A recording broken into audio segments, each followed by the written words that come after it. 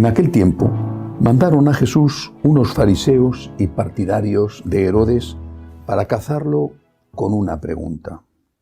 Se acercaron y le dijeron: «Maestro, sabemos que eres sincero y que no te importa de nadie, porque no te fijas en apariencias, sino que enseñas el camino de Dios sinceramente.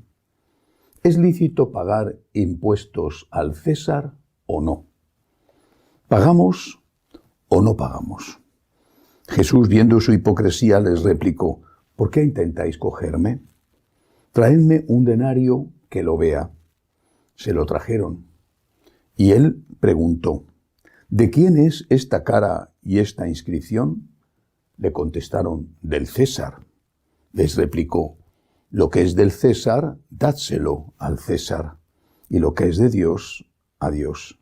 Se quedaron admirados. Palabra del Señor.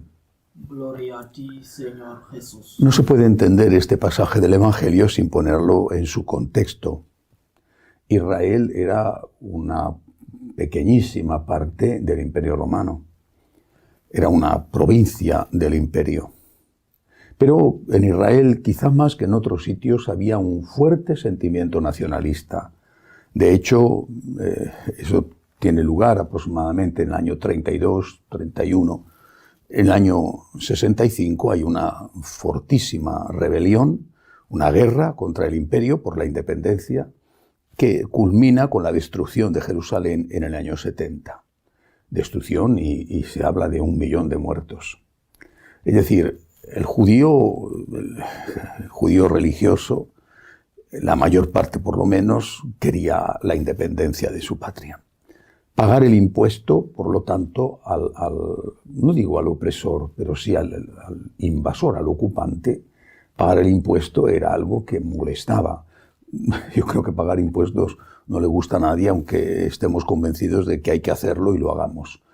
Pero en aquel caso, pagar un impuesto a un dominador extranjero, era algo doblemente molesto. Le ponen una trampa. Si Jesús dice que no, le acusan de ir contra el emperador. Inmediatamente habría estado detrás de él la policía o el ejército, los militares romanos.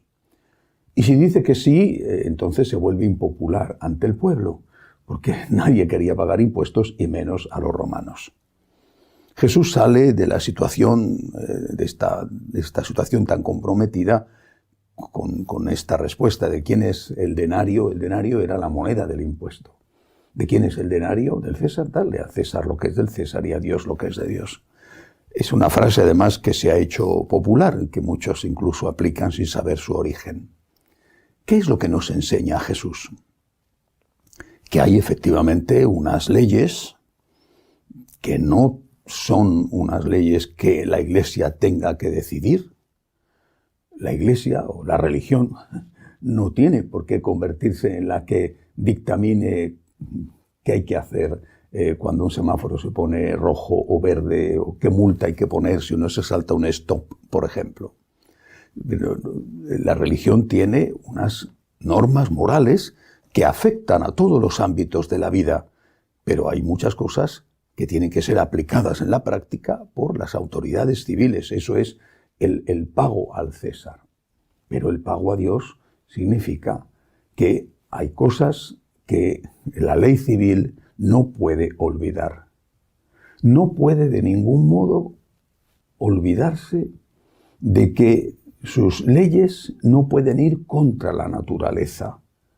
Lo dijo San Juan Pablo II, que había padecido en carne propia las consecuencias del nazismo y del comunismo. Lo dijo el Papa Benedicto XVI en un famoso discurso en el Parlamento alemán en Berlín. En ese Parlamento donde se aprobaron con mayoría las leyes contra los judíos que provocaron millones de muertos. El hecho de que una ley sea aprobada por una mayoría no la hace buena. La mayoría puede estar equivocada y puede estar aprobando leyes que son inhumanas. Por eso la Iglesia siempre ha hablado de la ley natural. La ley natural sería aquella que Dios ha escrito en el corazón del hombre, de todo hombre, y que ningún gobierno, por legítima mayoría que tenga, puede violar, puede ir contra ella, puede legislar contra ella, porque si lo hace, no es que esté yendo contra un sentimiento religioso concreto, sino que está yendo contra algo que está en la naturaleza humana. Hay muchos ejemplos hoy en día, por desgracia, de leyes aprobadas democráticamente que van contra esa naturaleza humana. La naturaleza humana, no ya un precepto religioso concreto, la naturaleza humana nos dice que no se puede matar a un inocente. ¿Por qué vas a matar a un inocente? Y sin embargo, las leyes que aprueban muchos países, hoy ya muchísimos, permiten la muerte de los niños no nacidos. La naturaleza humana nos dice que hay que honrar a los ancianos, cuidar al padre y a la madre. No solamente lo dice la ley divina, es que lo dice la naturaleza humana. Eso ya se hacía mucho antes de que Moisés codificara en el Sinaí los 10 mandamientos. Forma parte de la naturaleza humana. Y sin embargo hay leyes, países que han aprobado leyes de eutanasia que de una forma sutil, a veces con presiones, hacen que esos ancianos pidan la muerte porque están siendo agobiados por sus hijos, responsabilizándoles de sus propios problemas porque les dan mucha tarea.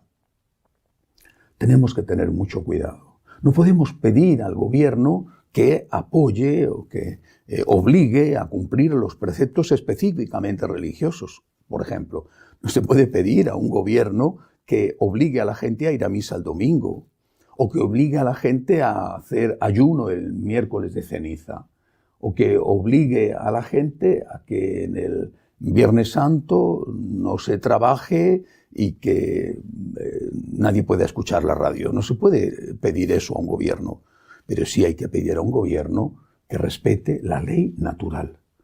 Es en esa ley natural, que no es una ley religiosa, ni cristiana, ni budista, ni musulmana, es esa ley natural escrita en el corazón del hombre, donde todos tenemos que ponernos de acuerdo.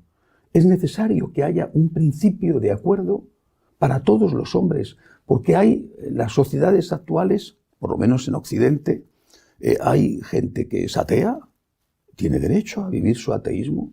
Hay gente que es agnóstica, hay católicos, hay protestantes, hay musulmanes, hay budistas, hay hinduistas, personas de muchísimas religiones diferentes. Pero tendremos que tener un punto de acuerdo, tenemos que tener una base común para poder entendernos. Esa base común es la ley natural. Pues bien, eso es lo que el Señor quería enseñar con esta frase: dad a Dios lo que es de Dios y al César lo que es del César. Pero para nosotros los católicos, primero está Dios. Por eso la Iglesia pide que en determinadas circunstancias hagamos objeción de conciencia y exige que se respete la objeción de conciencia cuando una persona es obligada por la ley a hacer algo que va en contra de sus principios. Que Dios nos ayude y que así sea.